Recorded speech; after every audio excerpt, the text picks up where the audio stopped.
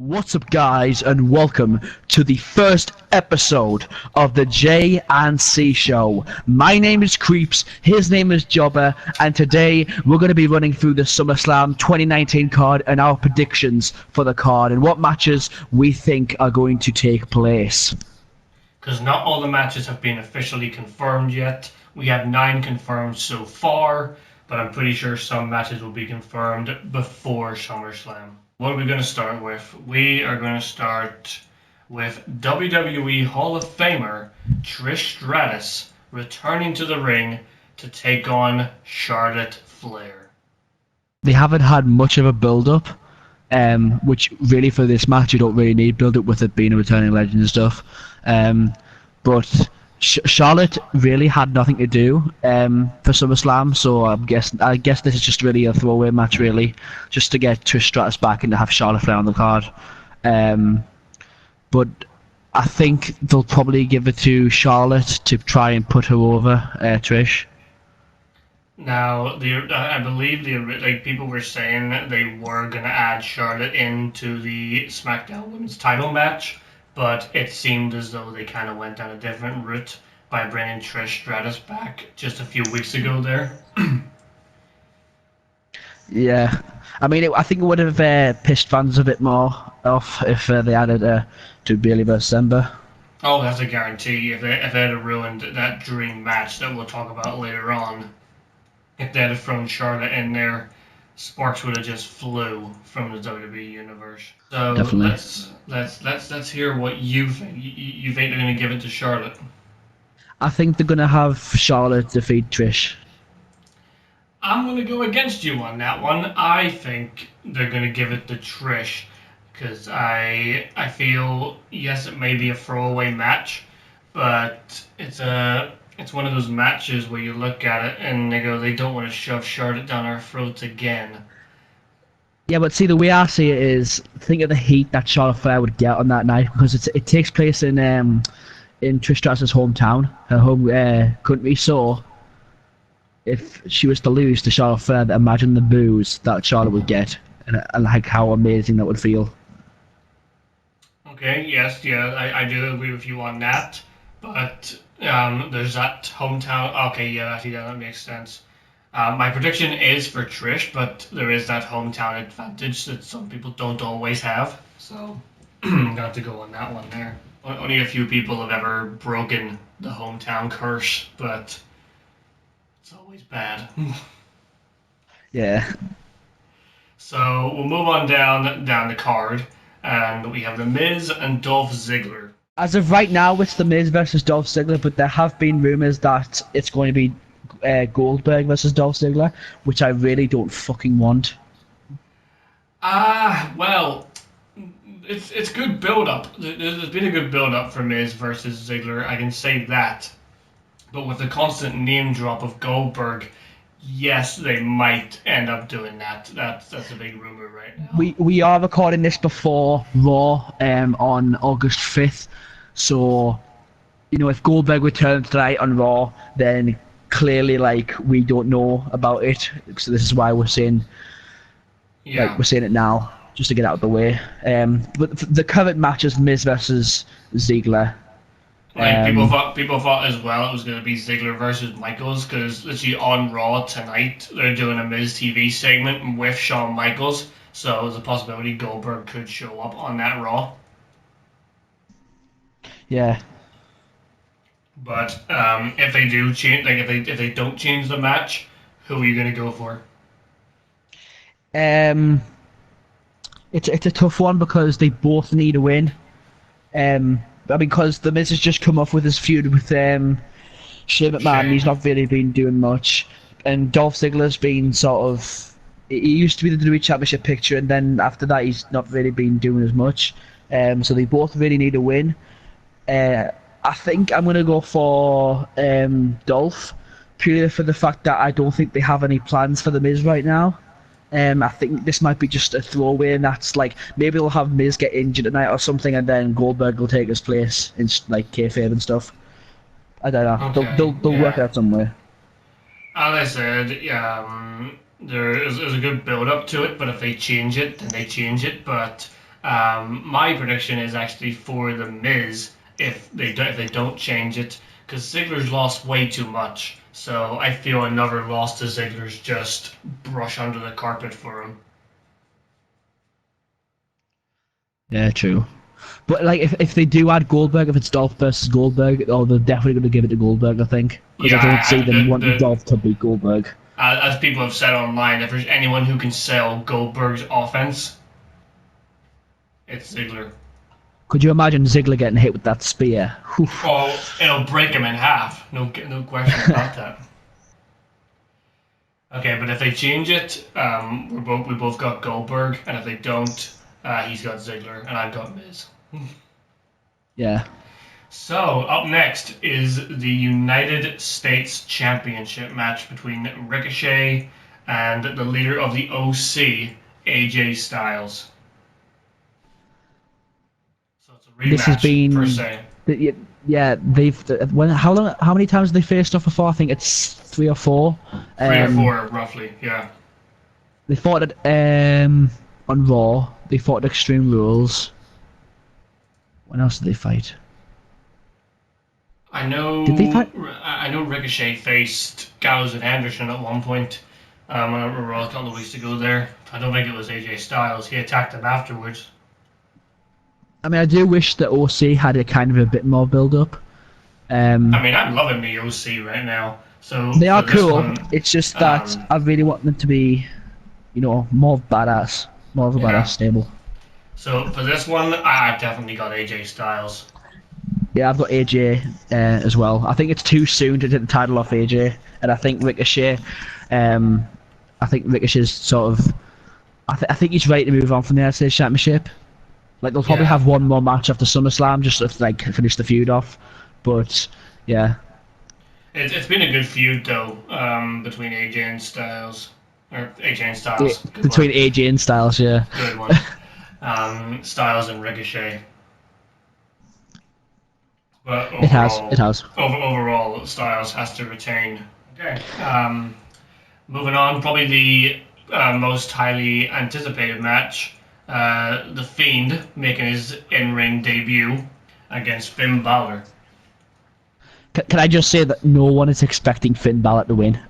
There is no way. They have built up the Fiend this much, like over the past 3 months, to have him lose to Finn Balor at SummerSlam. There's no way.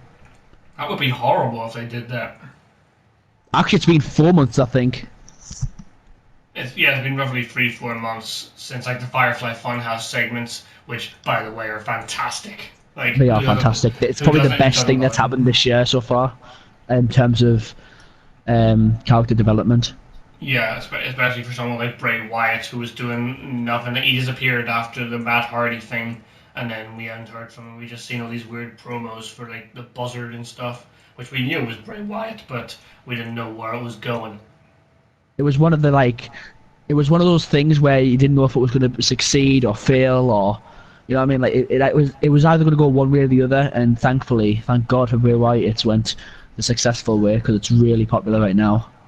And if the Fiend loses, that's going to kill any momentum that he's had these past. There is no way they'll have Finn win. I think Finn's going for time off after SummerSlam, isn't he? Yeah, he's going off for 2 months, and people said when he comes back, we want to see him join the OC. What I think could happen is maybe Finn Balor goes away after losing to the Fiend and stuff, and then in a couple months' time we see him in the Firefly Funhouse as sort of a character. Or sort of like after the Fiend defeats him, the first Firefly Funhouse after SummerSlam, he just has a Finn Balor puppet or something. That'd be fun. Well, I mean, it's funny that the stuff that they're doing with Bray at the moment, where they have him like, "Oh, we're a fan of you, Finn. We're like a huge fan of you," but the Fiend isn't. So I mean, it'd be kind of funny to have like Bray Wyatt having a puppet of Finn, and then the Fiend destroys it or something. Okay, well, either way, regardless of this match, we both have the Fiend because he's a guaranteed win. Yeah, there's no way he's losing. Speaking of guaranteed wins, we move on to our next match, which is Kevin Owens versus the best in the world.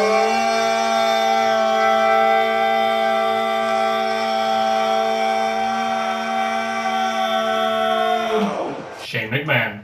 Yeah, another one where I think it's quite obvious. I think Kevin Owens is going to take the win here, because His career's on the yes, knowing WWE, they'll probably give Shane the win, but again, Kevin Owens is at the top of his game right now. He's probably the best he can be in terms of crowd reaction and stuff. He's been getting a lot of positive reaction in terms of his face turn and stuff like that. I honestly don't see Kevin Owens losing to Shane, because I think that would kill all the Did you just say that me as WWE Universal? Whoa! momentum he's gained. Yeah, he's definitely, ever since that pipe bomb that pretty much he dropped on Shane McMahon, where he mentioned AOP, Apollo Crews, Liv Morgan, Ember Moon, that just skyrocketed him right there. I mean, the thing is though, that face turn literally came out of nowhere. It just happened, and it just happened so fluidly. But I mean, I think that was the best Kevin Owens had ever been. I like him as a heel, but this face turn just he spoke what we were all thinking about Shane McMahon. We don't need Shane shut down our throats. I do think they got his first face turn wrong in February, because they sort of just had him come back and his face all of a sudden. But this time, at least, he's actually turned heel, and now he actually has something to go for him as a face. Which face turn was that? Was that whenever he came back and took Kofi's spot at Fastlane? Yeah, that was the one where he took Kofi's spot at Fastlane, and then he started hosting the KO show and stuff, and that was when he was face. But then he turned heel against Kofi. Yeah, 'cause that was horrible. Whenever he joined the New Day, I hated that. The Big O. I mean, I like the Big O, but they just kind of ruined it, personally. So I think it's safe to say for this match, we both have Kevin Owens. Just get Shane off. I think that's why they're doing this, because people backstage are finally realizing, okay, the WWE Universe is actually starting to hate Shane McMahon. It's just one of those scenarios where we don't like this guy. Yeah. But now, we move on to Dream Match territory. The SmackDown Women's Championship, Bayley and Ember Moon. Quite a hard match to predict, really. Definitely is.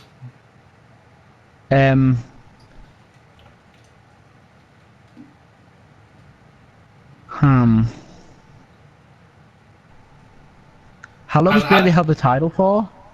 Since Money in the Bank. Remember, she cashed in after Charlotte beat Becky. She had that weird feud with Alexa Bliss, which went nowhere. The handicap match against Alexa and Nikki Cross at Extreme Rules, and there was that awesome match at Stomping Ground, Kick Ass and Take Names. Oh yeah. So she hasn't had the best of feuds, to say, with the SmackDown Women's title. I think the likelihood is they'll probably have Ember win, because I don't know, I just have this weird feeling that at what's the next pay-per-view after this, after SummerSlam? I believe I can't look at it because obviously I've got the card in front of me. It's Clash of Champions, right? Okay. At Clash of Champions, I think it'll be Ember as the champion versus Bayley versus Alexa versus Nikki in a fatal four-way. Fatal four-way, okay. I think it'll be Bayley, Ember, Nikki, and Alexa.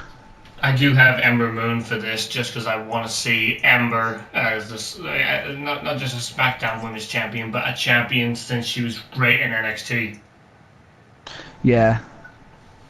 Right, yes, it took her a while to get in the title picture, but now that she's there and she's having this singles match at SummerSlam, that's where she needs this win.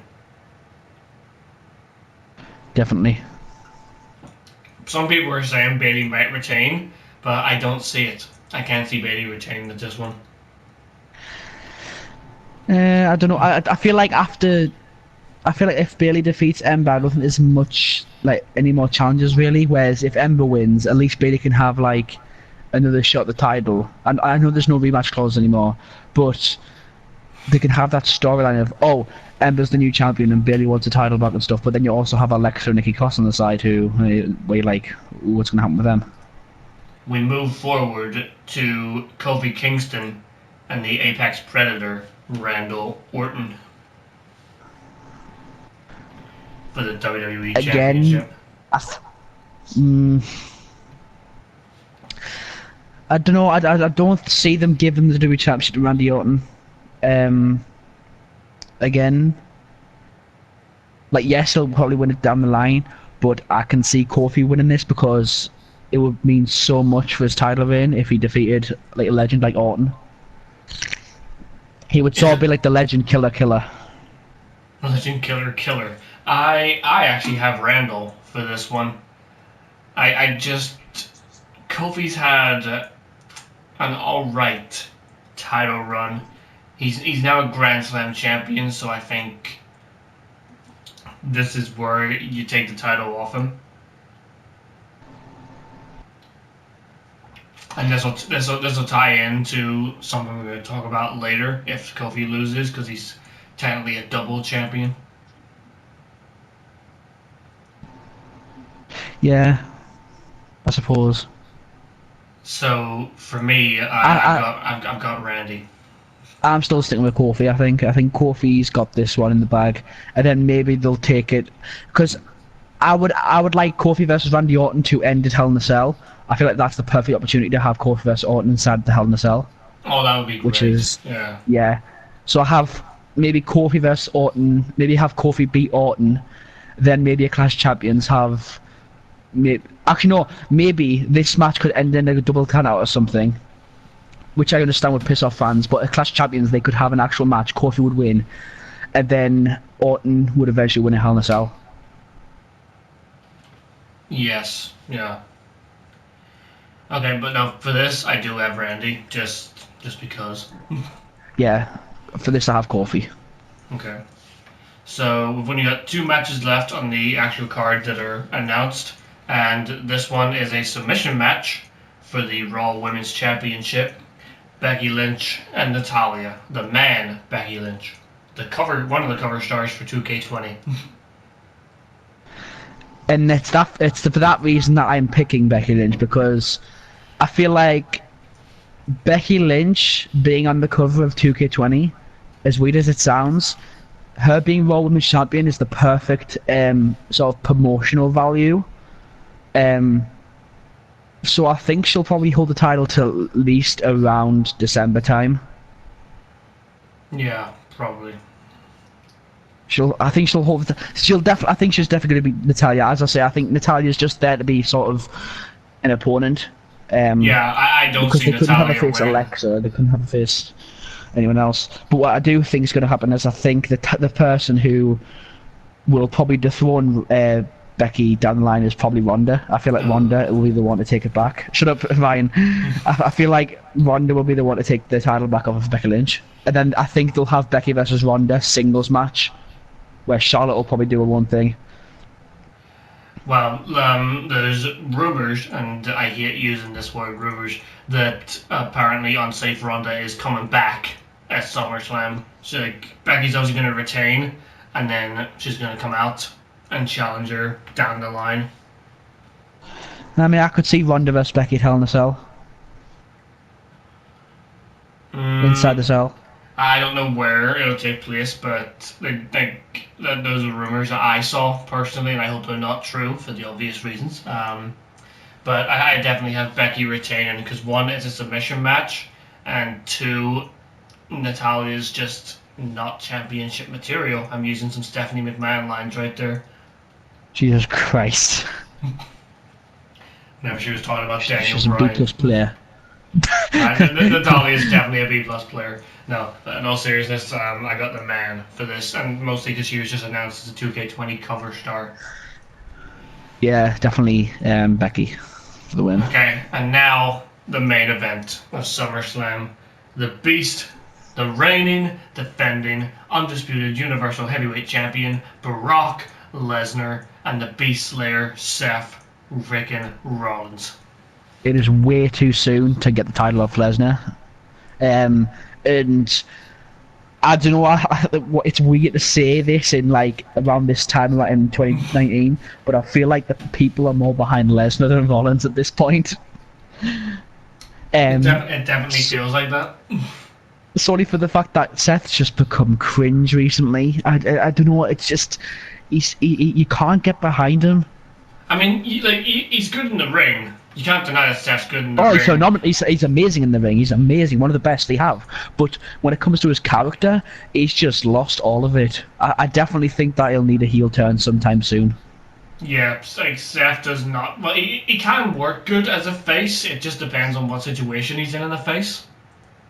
I definitely think the money feud after SummerSlam for Seth is for him to turn heel and feud with Roman. I definitely think that's something that they would do. And then maybe, like, if they're not going to do it after SummerSlam, then I think that's definitely a WrestleMania caliber match, Seth versus Roman. The two guys who went toe-to-toe with Brock Lesnar at WrestleMania. Okay, but let's talk about Lesnar. Like, if he retains, when do we see him again? Rumble? If Lesnar retains, I think he's working more dates now. I don't think it's a matter of when, I think it's a matter of against who. Well, I mean, say he beats Seth. Who's next? Who can step up? Goldberg? Good God, no, please, no. You said No. who's next. Oh, He'll have to be a God. face, I think. Bray? No, I don't. Bray's being billed as a heel right now. The thing is, though, like, they've got no top faces on Raw apart from Seth. And, well, what about Roman? But well, the wildcard rule's leaving soon, so. No, that wild card died a while ago. But for this match, even though I love what Lesnar's doing right now, I think they're going to put the title on Seth just depending on what happens. Because people are saying that Seth might not even be cleared for SummerSlam. To which Roman Reigns takes his place. No. Oh, I swear. Give it a McIntyre or something. R-Truth. Oh, Truth versus Lesnar? Yes, please. Lars. Well, we don't know when Sullivan's coming back, so that's another possibility. Because he's been out for a good while. He's been out for a good couple of months. What was his last pay-per-view? I think it was that lovely show in Saudi Arabia. Super Showdown. Yeah, against the Lucha House Party. Okay, but I'm going Brock. I'm going Brock. Just to see what happens. You're wrong. I probably am, because we don't know what's going to happen on Raw tonight, so. Yeah, this is all before Raw August 5th edition.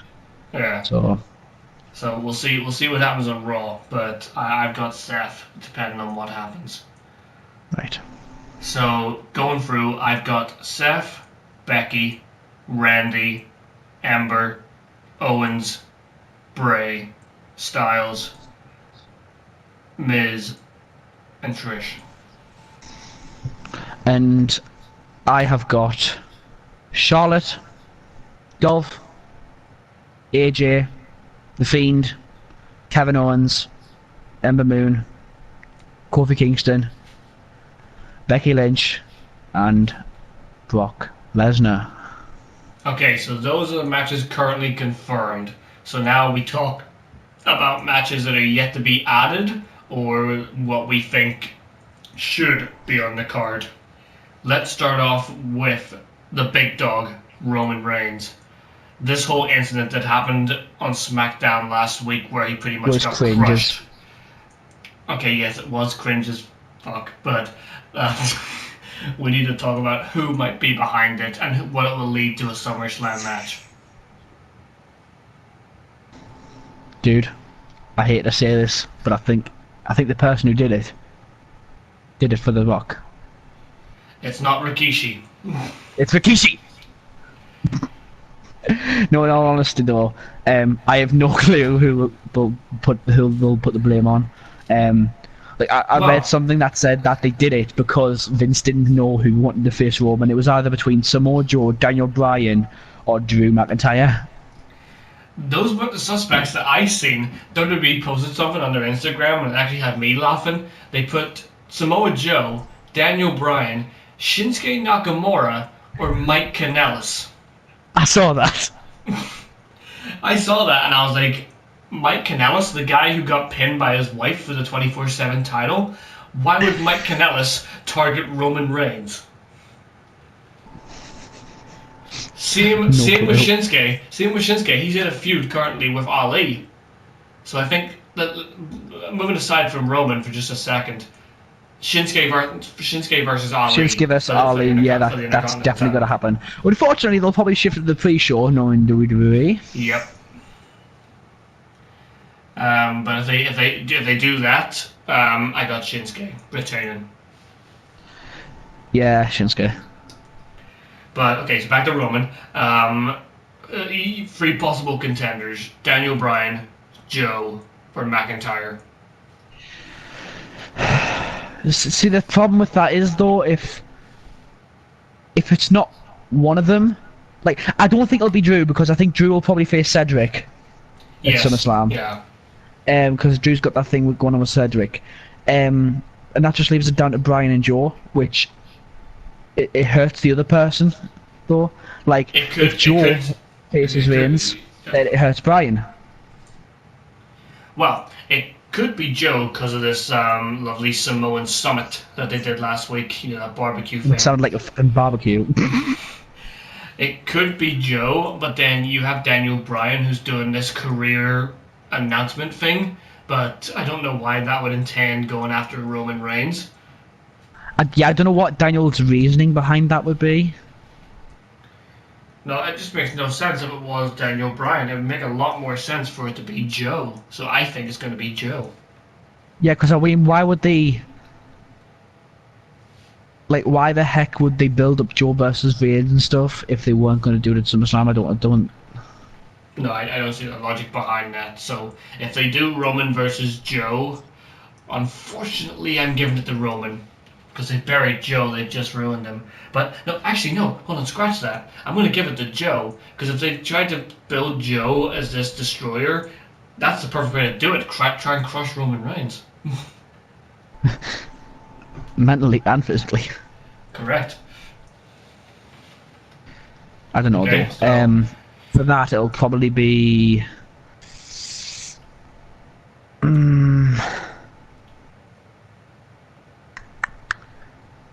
Oh, I'm going with the Roman. They don't like Joe. No, they don't. The perfect example is just anytime Joe's been in the WWE title match. Okay, so one thing I think that Daniel Bryan's career announcement could be 205 Live, and he's going to face Drew Gulak. That could happen. That's what I think. Because obviously Drew Gulak doesn't have an opponent yet, and I don't really watch 205 Live, so I'm a bit behind on what's going on down there, but I've heard a few things that maybe Daniel Bryan is supposedly going to 205 Live, which would be great for the thing. Like, Chad Gable's down there right now, so give me Gable versus Gulak. I think Gable versus Gulak. That's what I thought was going to happen. I thought it was going to be Gable versus Gulak. I don't know. I just feel like Daniel Bryan being in the cruiserweight division would ruin him. I mean, it would get people watching 205 Live, like, oh, Daniel Bryan's down on really 205 wouldn't. Live. It really wouldn't. But I mean, if they do that, like, call me fucking crazy, but if they do Gulak versus Daniel Bryan, I want Gulak to retain, because that would boost Gulak to hell, and it would also ruin Daniel Bryan. So, yeah, maybe not do that. We need an opponent for Gulak. So who do you think in the cruiserweight division? Chad Gable. They'll probably give it to Chad if it's not Bryan. Yeah, if it's not Bryan, then we'll go Gable. And then if they do Gulak versus Gable, I want Gable. Like, Yeah. Gable hasn't held a singles title. He's just had every Well, he hasn't held the Raw title, tag title. Oh, he has. Yeah. Yes, he has. Yeah, he has. Robert Yeah, Roode. with Robert Roode. So he's only held the Raw, SmackDown, and NXT tag titles. So I want to see him hold a singles title, and what better than the cruiserweights? Definitely. I think that would definitely revolutionise the division if. Oh, I'm just imagining Chad versus Brian. Okay, so that leaves 2 matches not confirmed, and that is the OC, the Raw tag titles, and the New Day, the SmackDown tag titles. I think they'll probably have the OC versus the Usos, because I don't see them doing the OC versus the Revival because it's heel versus heel and they don't like doing that. So I think they'll probably have the OC versus the Usos somehow. Maybe somehow they'll have. Maybe somehow they'll combine the OC because they're pushing the OC right now as a unit. So I could honestly see them having the OC versus the Usos and Ricochet for all the titles. Well, for winner take all, pretty much at SummerSlam.